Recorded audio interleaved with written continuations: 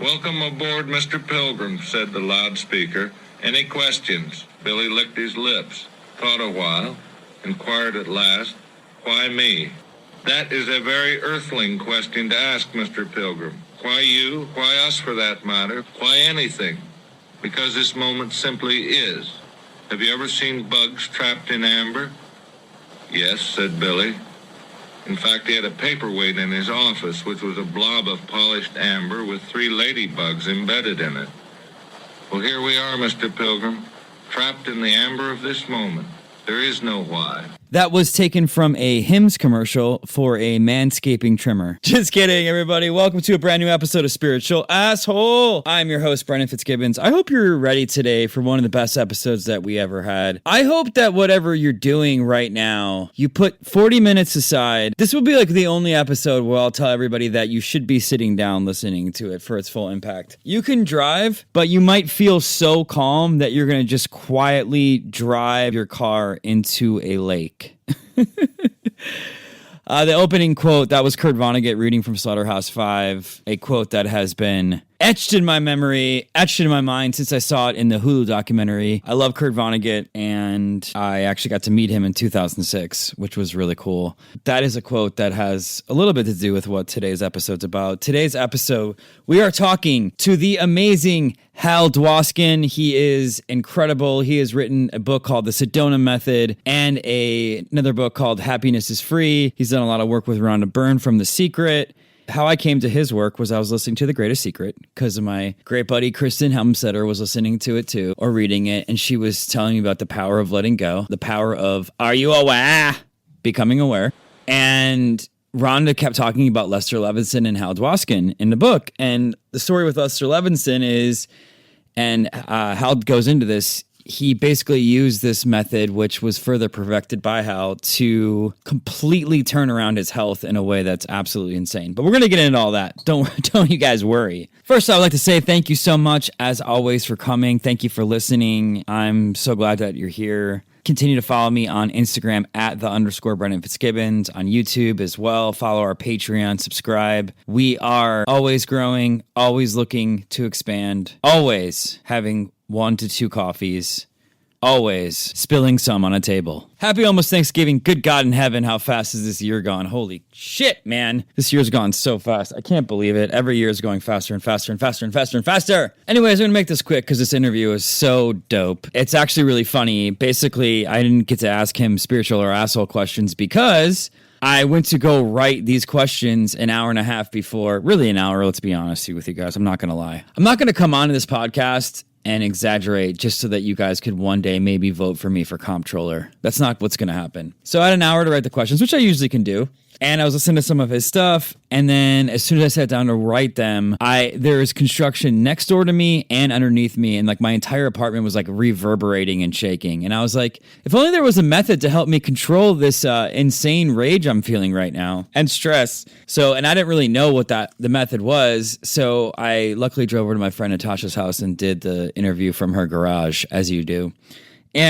But it was funny because I was like stressing out and I'm like, this is entirely what he's going to teach me about as I'm going over there. And sure enough, I left feeling amazing. One of the things that Hal talks about a lot in his work, the idea is basically, it's the central premise of this. And, you know, we've talked about this a lot. Like, I start the interview by asking him, he has this amazing YouTube short I saw where he was just like, life has no meaning. It's just the meaning you put on it and you're actually just boundless.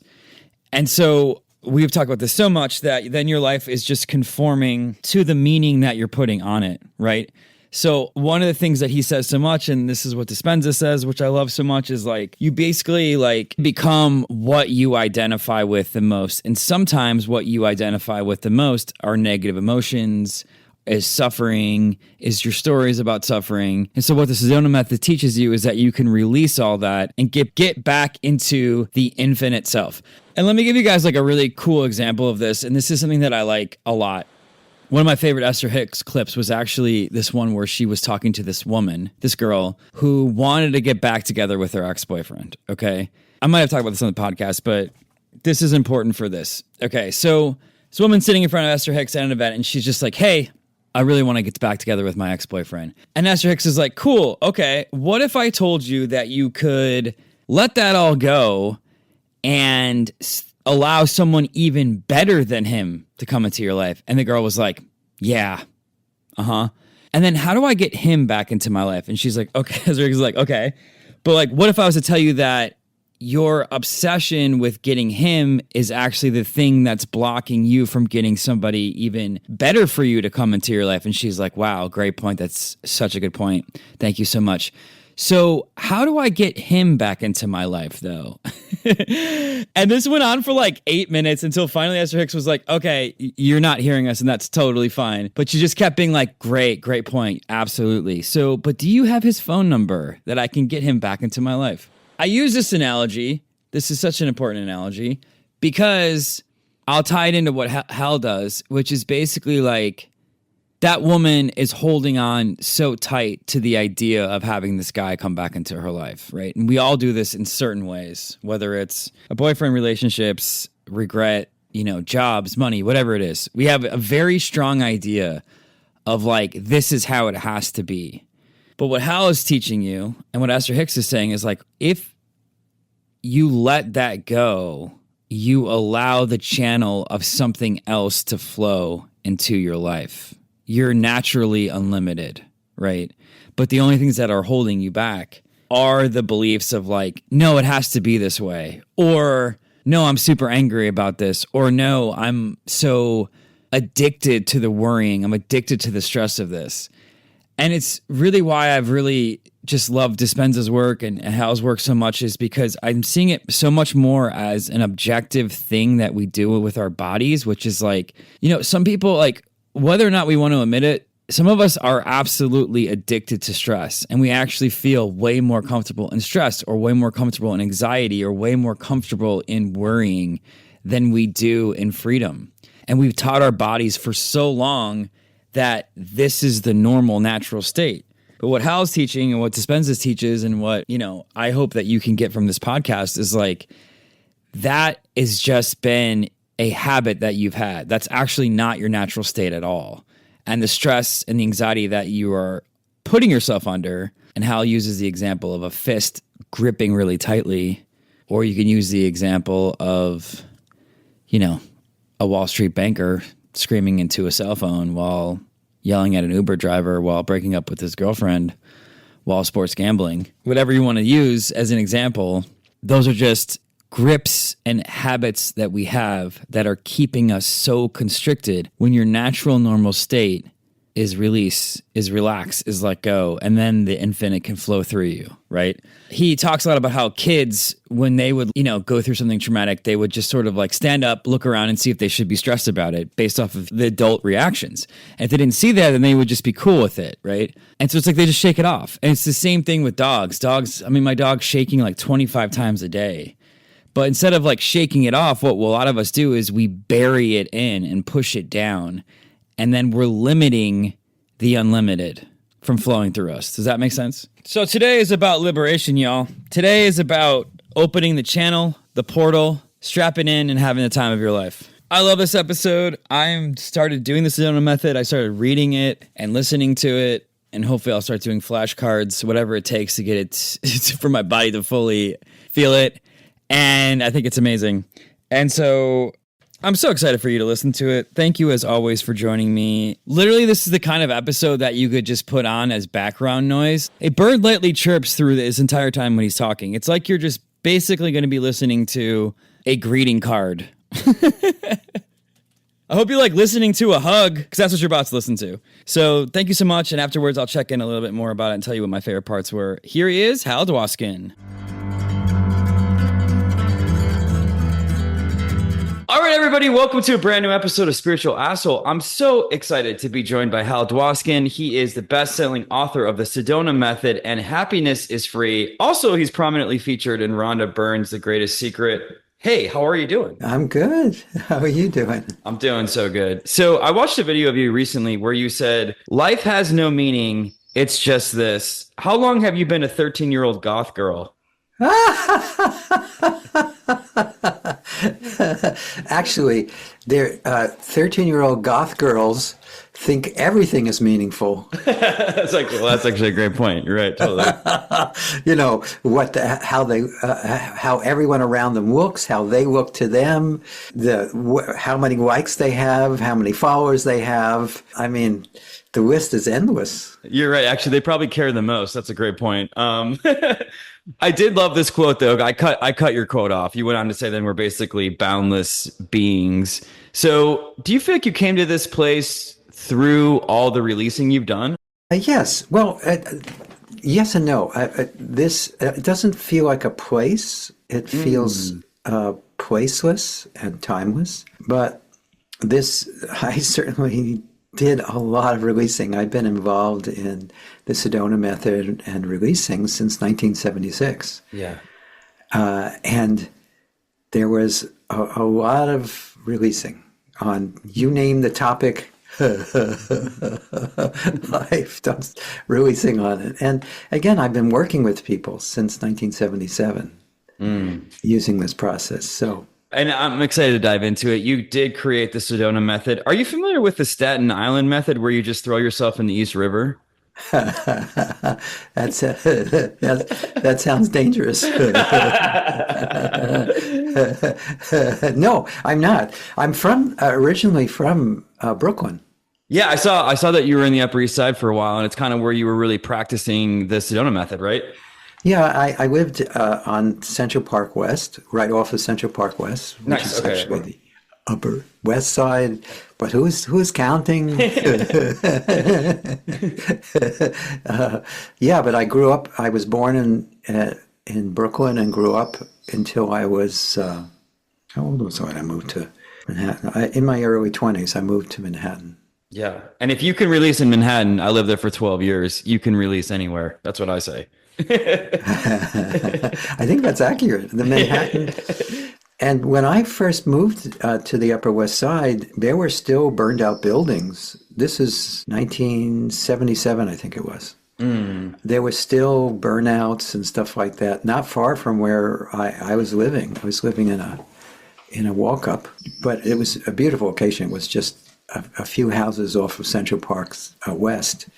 And so I had the access to the park, and it's gorgeous. And the Upper West Side has always had wonderful things like Zabar's. Oh, yeah. Lots of restaurants. It's a fun place. It was a fun place to live. Yeah, so how did you initially come to Lester Levenson? I know I read that you were a seeker, or, you were seeking different things. And I was, I'm on a very similar path and have been. So how did you get to that place? Well, I actually organized a seminar for a man named Leonard Orr, the guy who started Theta Seminars Rebirthing. Cool. And Lester came as his guest to one of the seminars. It was a one-year seminar, met once a month for a year. And Lester just came as a guest and didn't even notice him in the seminar because he was pretty unassuming. But I went out to lunch with Lester and Leonard and my co-organizer of the seminar.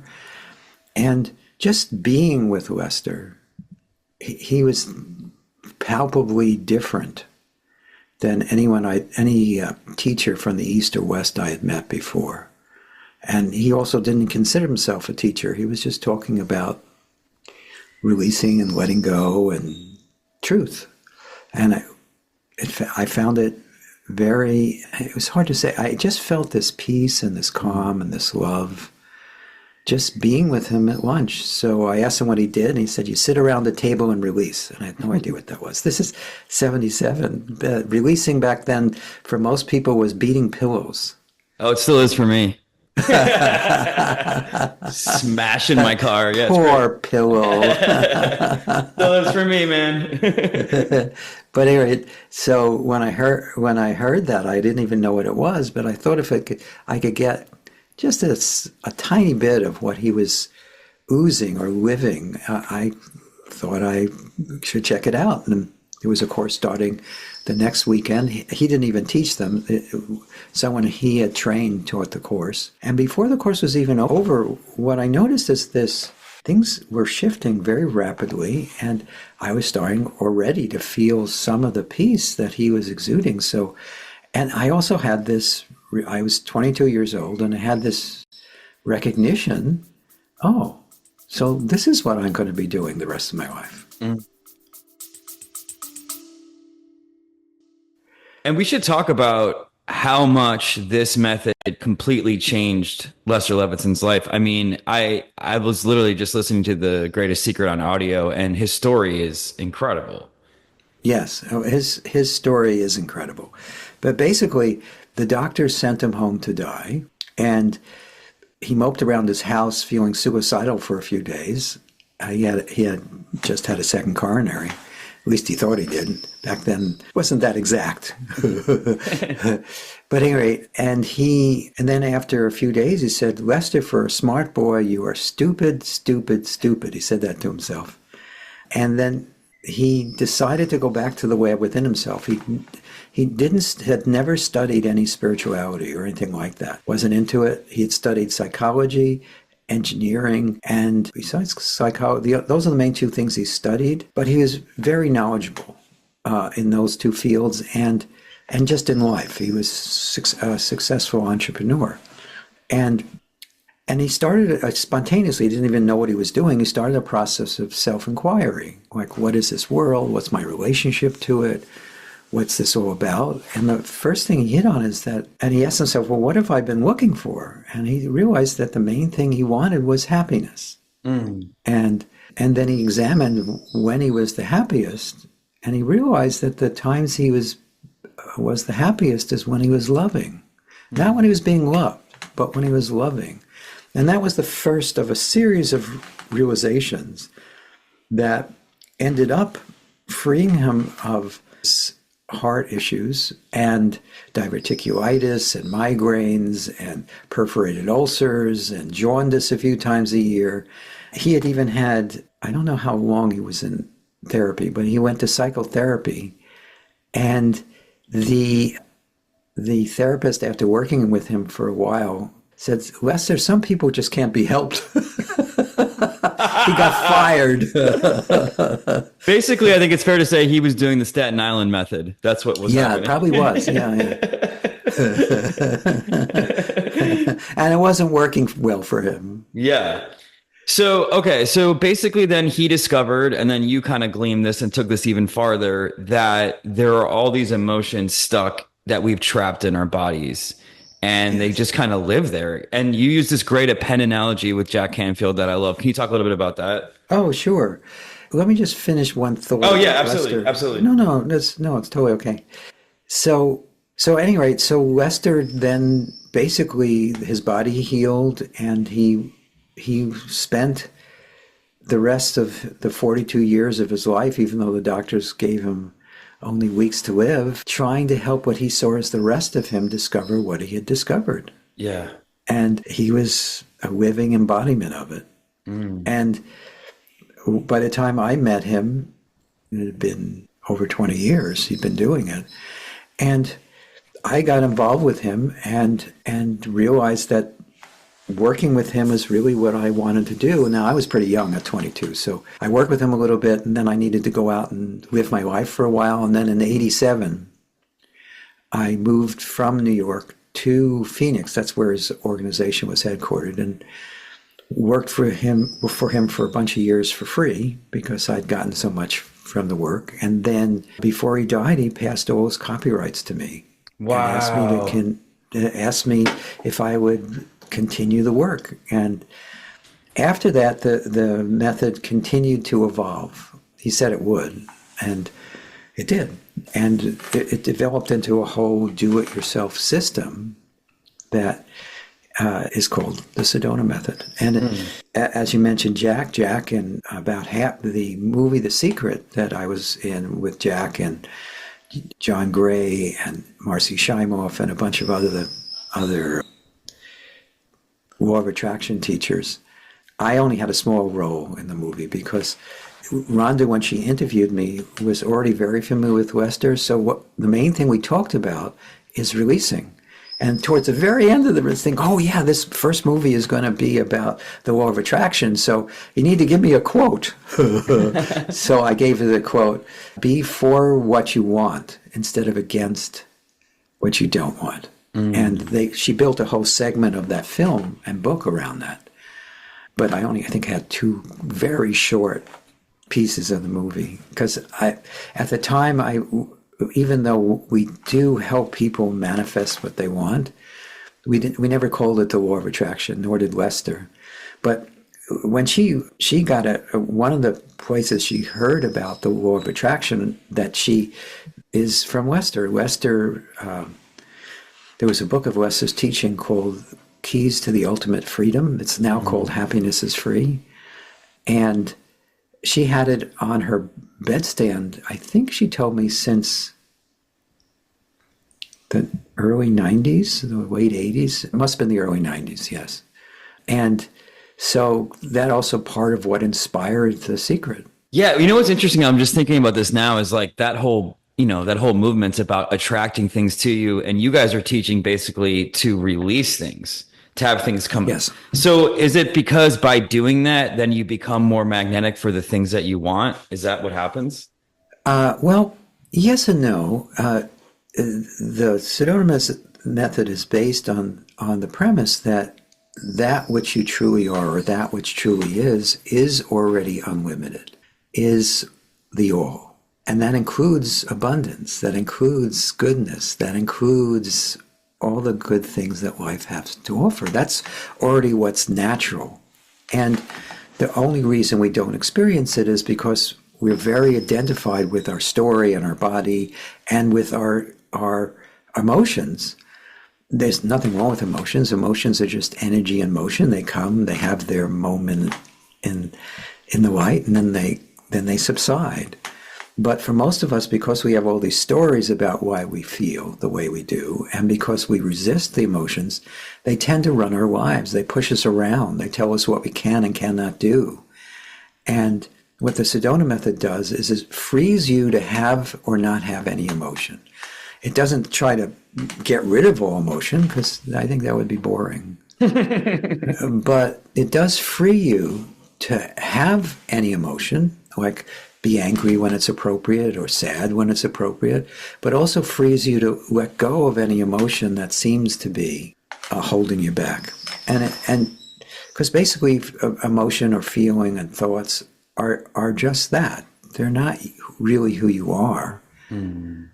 And they because they're not who you are, they can be dissolved or let go of or shed. So we can't just yell at call center reps. That's not the move.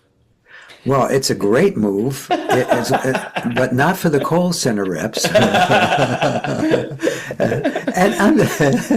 and I'm sure you've noticed that when you yell at someone or you express anger in any kind of destructive ways, it might temporarily feel better, but generally it feels crappy afterwards. Absolutely. And then you think about it, and then you like ruminate about it. You're like, I shouldn't have done that. Right, exactly. But also, one of the things I've found that if you yell and scream at someone, they're much less likely to do what you want.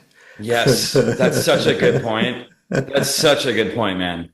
That's like that famous negotiator talks about that. Like, if you really want something, you have to talk slowly and quietly and never forcefully. And I was like, oh, that's amazing. Yeah. But it's really not how you talk, because you can talk slowly and quietly and drive people crazy. But if you push someone for what you want, when someone pushes you to do something, what's your immediate inner reaction? Push back or step exactly. back. Yeah. Yes. So good negotiators find a way to find mutuality. So it's a win-win situation. Everybody is getting something. And a really good one actually makes the harmonious solution something that the apparent opposing party thinks of. Mm. That helps them come to the same conclusion. And it's really good negotiators are not manipulators, because you can feel when you're being manipulated. Oh, yeah, absolutely. You really can feel that. So the way that releasing affects that is, as you let go, you're less tight. You know how we have this sense of contraction that's usually in us when we're awake? It's part of the reason we like sleep so much, is if you have a sound sleep, you get a relief from not just all the problems and issues you're dealing with and all the thinking, but also just the tension there is of just managing life moment to moment. Well, that tension can drop away. It can be released. And then it almost feels like you're being lived, or life is living you, or life is just this flowing, alive happening, as opposed to a drama and a trauma and all about winning and losing. And, every person you meet, you're evaluating whether or not you can get something from them or they're a threat. You just described LA, bro. You just described LA. Hollywood. Yeah, well, but it's not just in Hollywood. It's human beings in general, not from maliciousness, Right. but from the sense of I'm in here and there's a limited amount of resources out there that I'm competing with everyone else for, and you never know when someone's going to be a threat. They either agree with you or they don't. They either have something you want or you have something they want. And so it's a constant push-pull or a negotiation. And life isn't a negotiation. It's just life. Man, I feel great. Okay, so I think it'd be beneficial. Can you talk about like actual things that you started doing with this method and the changes you saw, so we can get into some specifics for the people?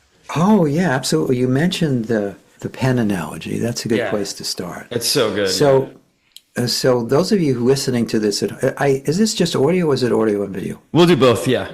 Okay, so whether you're listening or watching, it doesn't matter. But pick up an object. I'm going to hold a pen, but I just happen to have it on my desk here. You can do a coin. It really doesn't matter what it is. And just hold it in your hand for a second. Now, for the sake of this analogy, the pen represents all the sense of contraction and limitation that we carry. The limiting thoughts, the limiting feelings, the limiting beliefs, the painful memories, all the stuff that we are not happy with usually. And our hand represents our gut or our awareness. And take the object and grip it really tightly. Now, if you did this long enough, it would start to feel really uncomfortable, but also really familiar, because this is what we do with all that without realizing it. It's reflexive. Now, that's enough gripping. Open your hand and roll the object around in your hand. Now, is this object attached to your hand? No, obviously not. But the way, it's even in our language, we feel like we are our suffering. Oh, that's so good. But the suffering that we experience is attached to us as this pen is attached to your hand. So now close your hand lightly around the pen, turn your hand upside down, and then just let it go. That's what we mean by letting go. It's really that simple. We tend to overcomplicate it, but it doesn't have to be that doesn't have to be complicated. And what we can do, if you'd like, there are many ways of letting go. It's a whole tool chest. But one of the most simple is just deciding to drop it. And one of the techniques is just a series of a few questions that can help you get in touch with that natural ability to let go. And one of the things, after you start to use the Sedona method, you find at first it may seem odd, because most of us are doing this with our emotions, pushing them down and holding our breath. Yeah. right, exactly. Or pushing our way through life, or just throwing them at people or at life. But once you learn you can let go, it becomes second nature. And then it's always it becomes more and more of a choice in life to either struggle or not, to suffer or not. And again, it's not about not having emotion, because there's nothing wrong with it. Yeah. But it is a way to be freer with our thoughts and feelings, so we're not bound to them and by them. Yeah, so, I would love to hear the questions. And then just quickly, I also want to hear, what do you say to those people that are like, it can't be this easy? Well, don't believe me. Try it. So I'll give you the questions, And then I'll just take a couple of minutes and just take us through it experientially.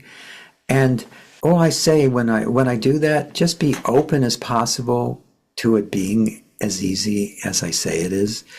And each time you do it, it gets a little easier. So these questions are designed so you can easily do it on your own. And if you practice it a little on your own, at first you might not feel much of anything, but pretty quickly you'll start to feel relief from this.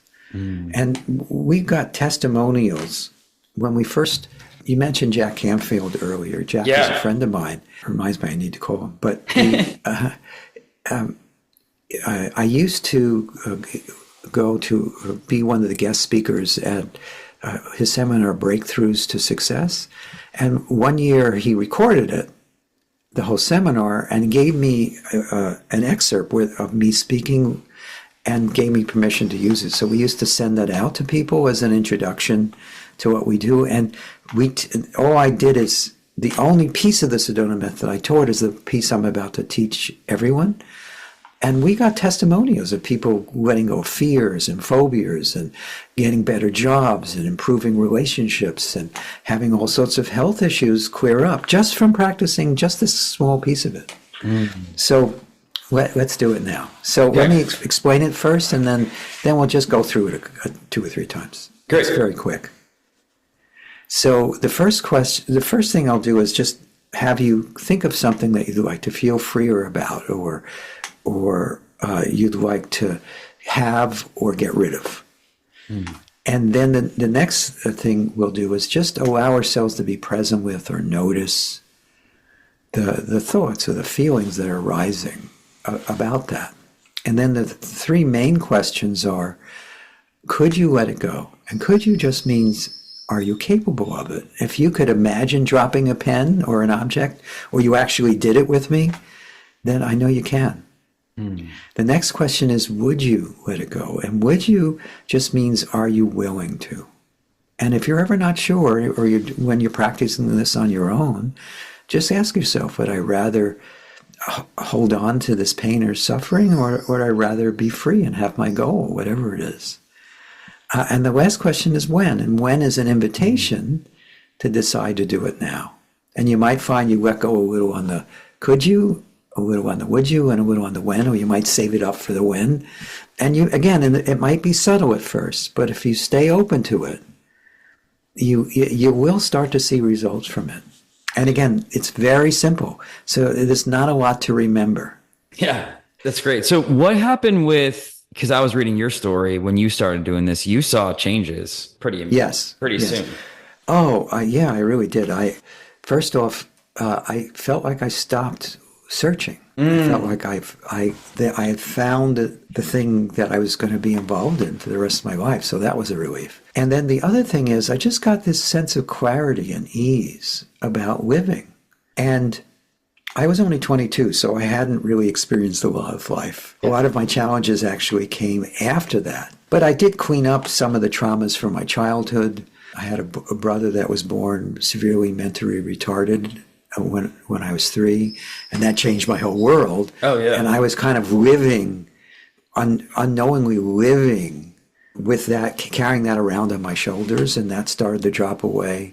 And when that thing happened, my mother was really traumatized, and she went into therapy. So whenever, all her insights, she would practice on me. So it was very well-meaning. I mean, it wasn't like she wasn't trying to manipulate me or anything. Yeah. But she was getting these insights in therapy, and she thought maybe she could help me because she could see how I had really contracted. I was this very outgoing little baby, and then at 3, this whole traumatic thing happened to the family, and after that, I was pretty contracted, and she didn't like that, and she felt responsible. So I was carrying extra stuff about that. And, everyone has stories about why they feel the way they do. But it didn't really matter. What I recognized is I could let that all go, and it started dissolving. And I also had went from being kind of a gregarious 3-year-old to being very quiet and introverted. It was years later that I did this, obviously 22, but I went from feeling really uncomfortable around people to feeling relaxed and open and at ease. And now I can be in a very large groups, and it's like just talking to a friend. There's no tension around it. It's just fun. So at that time, you were asking yourself these questions. Is that what was freeing you up? Yes. Yeah. This and some of the other tools that we don't have time to go into. Okay, yeah. So what do you think is the number one thing that keeps people stuck? Is it their addiction to their own suffering? Yeah, well, it's their identification with their own suffering. Well, first off, it's the feeling it's my suffering. What if feelings don't actually belong to you? They're just what's an energy that's appearing as anger or as grief or as fear. So when we identify with our story and our emotions, it gets very, very sticky, very, very tight. And we feel more and more like there's nothing we can do about it, and we feel the victim of life. Or we feel like we have to be the victor, but that's a lot of work too. Yes. But as you learn to let go, life just, you notice that life just is what's apparently happening in this moment. It's beautiful. And at the same time, there's still challenges, but they don't knock you flat because you're not as identified with them. You're more open, at ease. And you also respond more appropriately. I found that the more I let go, I also, my sense of humor went up dramatically. I laughed a lot more. But also I found that I was responding more appropriately to life situations. And that's a universal report from people. In fact, everything I just described, not my specific story, but everything else is universal. Now, eventually, it can result in, for many people, more money because you're responding more appropriately and you're more at ease, and there's also more of a sense of being open to your intuition and your clear reason, and that comes in really handy in life. Because the thing that obstructs this is getting lost in the story, so you're responding to what was and what might be, and also getting lost in just the contraction around thoughts and feelings. So when that drops away, it opens everything up. You find, universally, people find that their relationships get easier, and that often means that you're perfect someone or you improve your relationship, so you also have the freedom to leave ones that aren't functional.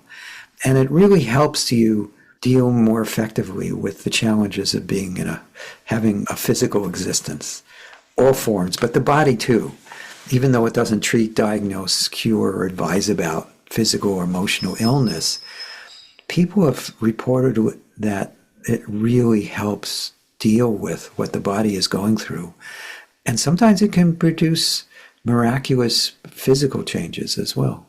So I have an interesting question that just came to me. Do you want anything now? Or do you just let it all happen? Because I think there's such an interesting dichotomy in spirituality and self-development world of like, there's like this approach, which seems so much chiller and relaxed. And then there's people like Tony Robbins and Alex Hormozy who are like, break a board over your head. Let's go.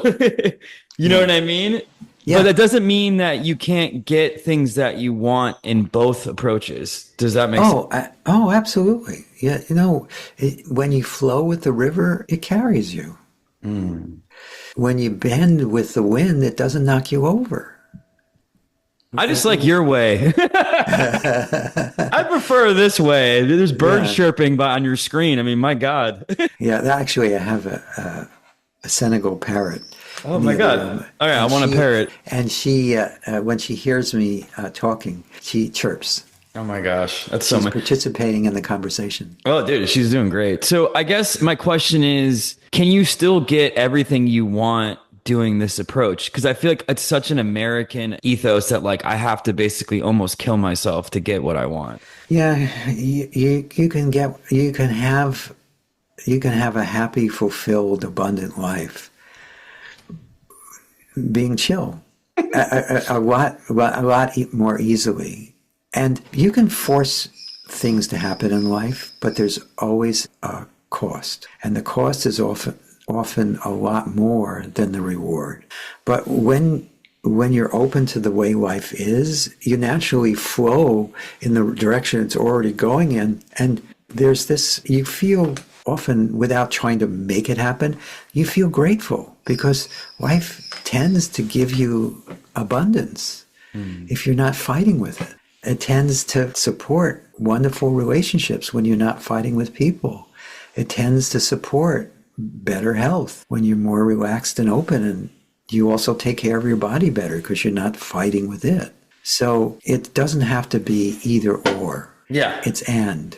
And so that was a long way of saying, yes, you still get goals. In fact, I'm going to, in January, I'm going to be leading a course just on how to apply the Sedona Method to goals. That's right. And it's very powerful. There are many, many successful people who have used it to gain tremendous wealth. And to do that is just similar, asking questions and just more maybe aligned with these goals. Is that similar? Yes. Part of what you do with working on goals is you first get the clarity of what your goals are. And by the way, a lot of this is taught in our basic program too. I'm just doing a course in January. The only reason I mention is not trying to sell it is the as an example of that this work can be used in that. Our basic program, part of what it teaches you is first how to get clear about what your goals are, and then how to let go of all the thoughts and feelings and beliefs and ideas and memories to the contrary. And you can let go enough so that you can feel okay whether or not you get the goal, and then you discover that it's much easier to get the goal that way. We also show you that getting into action is really important, but if you release all the conflicting thoughts and feelings and beliefs about the action steps, that is often the biggest thing about helping you then get into conscious, effective action. So yeah, it's definitely effective for goals. When was the last time you were stressed out? 1977?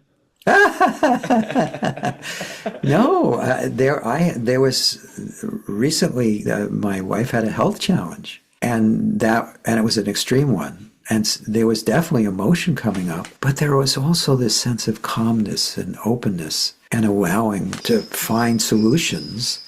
And I was her caregiver, and it, instead of being an awful trauma, it was just what's happening. And I was also able to just be much more effective at helping her. But it didn't mean there was no stress. It's just it didn't stick because it wasn't mine. So what would you say to somebody who's like in this moment experiencing extreme stress? Well, before we end, since we've been going for a while, I know you have a time limit. I was going to do this earlier, but we kind of went on to other things. Great. Let me take people through just this very first step, a simple process that people can use on their own to keep using it. So you can do this with eyes open or eyes closed. It doesn't matter. I'm going to ask a series of questions to everyone. You don't need to respond. You can just see what happens for you. So allow yourself to think of something in your life you'd like to change or improve. It could be something with your body, your mind, health, well-being, wellness, money, relationships, politics. It doesn't really matter. And then could you just welcome or allow or notice whatever thoughts or feelings that brings up inside? Is that welcomed or allowed? Are those thoughts or feelings what's apparently happening? And then as best you can, just for now, could you let that go? Just could you?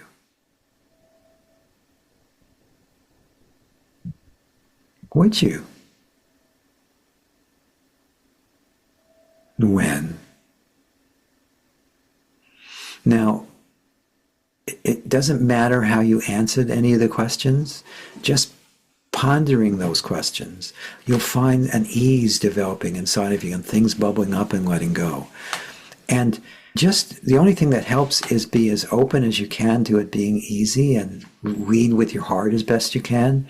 Well, but you don't have to cut off your head. And be open to positive, supportive change. And so let's run through it again, just so people have a better sense of it. So focus on that same thing, or anything else that you'd like to change or improve in your life. Doesn't matter what it is. And then could you welcome or allow or notice how you're thinking or feeling about it? And then, as best you can, just for now, could you let that go? Just could you? Would you? When? Good. So you'll find that if you're open to this, you keep asking the questions until you get the amount of relief that you want. And don't be fooled by how simple they are. As I mentioned, this is the only piece of the Sedona Method that Jack had me teach in his seminars. And now he teaches it in his seminars too. But it produces profound results. And it's something you can do in just a minute. Can you narrate all of our lives? I felt so calm. I was like, okay, this has got to be something I do all the time. Right. Well, but I wouldn't want to compete with your narrator. Most of us have a narrator who's not always sympathetic. No, not at all. Interesting about, you mentioned the narrator. One of the things that happens as you let go, it is, well, two things. One is the narrator talks less. There's just life more and more of the time, a spontaneous living where you're just responding to life without having to overthink it and second guess it. And the other is it just naturally is more supportive. The thoughts become more encouraging, more positive, more open, more inquisitive, more about solutions as opposed to problems. And again, you don't have to force that to happen. It happens spontaneously and naturally as there's a letting go. This was awesome. Okay, I love this so much. The last question I ask everybody is, if you could tell people one thing to tell themselves all day long, what would it be? One thing. This, whatever is apparently happening, is an invitation to happiness, is an invitation to abundance, is an invitation to just being who or what you are. And you can naturally let go of whatever appears to be standing in the way. Okay, good answer. We've never had that. That was incredible. Well, I had so much fun. Can you tell everybody where they can find you and your book? It's amazing. Sure. The book is called The Sedona Method, Your Key to Lasting Happiness, Success, Peace, and Emotional Well-Being. It's available wherever books are sold, including, of course, on Amazon. And if you want to find out more about our work, you can go to sedona.com, just like the city, SEDONA.com. And there's lots of free material, and there's also information about what we do. And then on Facebook, on YouTube, there's the Sedona Method. You can look that up on Facebook or YouTube. And there are, as you mentioned earlier, you watch some YouTube. There's hundreds of YouTube videos that teach various aspects of the Sedona Method on YouTube. There are also videos on Facebook, and there are quotes from me and Lester, new ones every day on the Sedona Method page. So there's lots of free resources. If not, Hal will just come to your house. So thank you so much. Just kidding. This was awesome, man. Thank you so much. Thank you. It was fun.